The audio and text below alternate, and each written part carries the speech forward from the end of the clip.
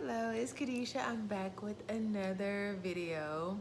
Maybe all of my videos from here going forward will be the things we need to do before 2026. I don't know. Maybe that's what I'm going to do. We'll see. But seriously, we have to stop playing with people. And I say playing, you probably say I'm not playing, but we have to really be considerate of people and their feelings because we just don't know what people are dealing with. And I'm going to talk about someone who this is I've seen in the media, but then I'm going to of course talk about myself. Maybe I should talk about myself first. But yeah, I'll talk about myself first and then talk about the media.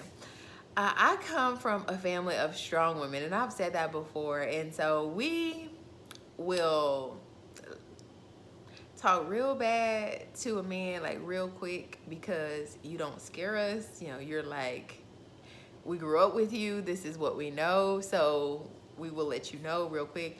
And it's a way to, of course, hold somebody accountable without making them feel like they're gum on the bottom of your shoe. And so this is something that the Lord is working with me on. And I look back at events that have happened and I'm just like, Lord, what was wrong with me? Am I crazy?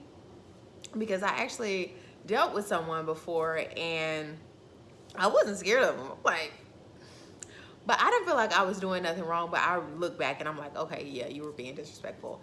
But he like hit a door and punched through the door. And I'm like, sir, you crazy. But I wasn't scared of him. I'm just like, I don't know. And you know, that could be in my face. They could have been anything. Like, he could have seriously hurt me. And I'm thankful that he did not, because he could have. But it's just like, we don't put that into perspective. We just think like, oh, they better not touch me. They better not do this. And it's just like, we need to be able to communicate better. That is just the end all be all. We need to learn how to communicate. You don't have to yell and scream at somebody to get your point across. It's just like learning to really respect that person.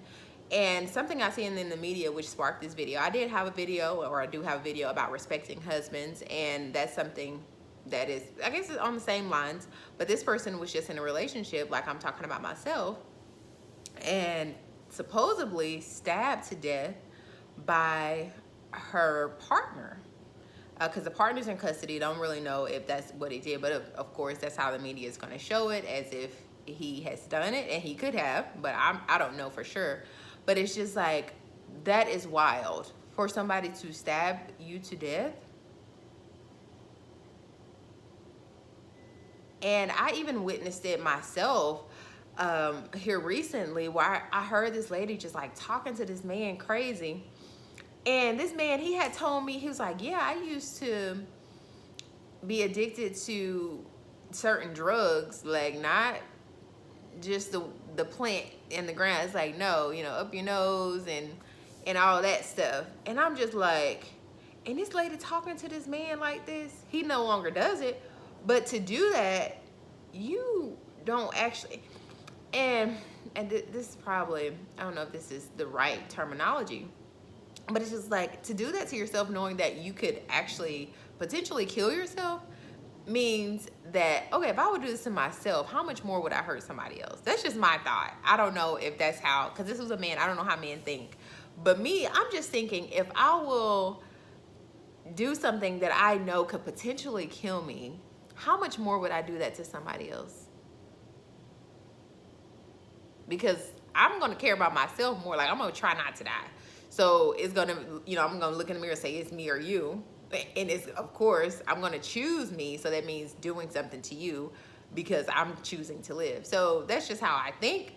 And when I'm listening to this lady just yell at this man, scream at this man, and he told me that he has previously done this, it scared me. And it actually, not scared me, because he doesn't seem like he would hurt a fly or whatever.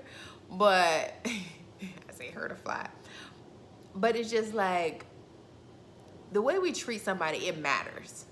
And we have to stop thinking that we can talk crazy to someone just because they're doing crazy things. It's like, if they're doing some crazy things, like I said previously, bring them up to where you are. Don't get down on their level or get even beneath them by cussing them out or making them feel less than a person.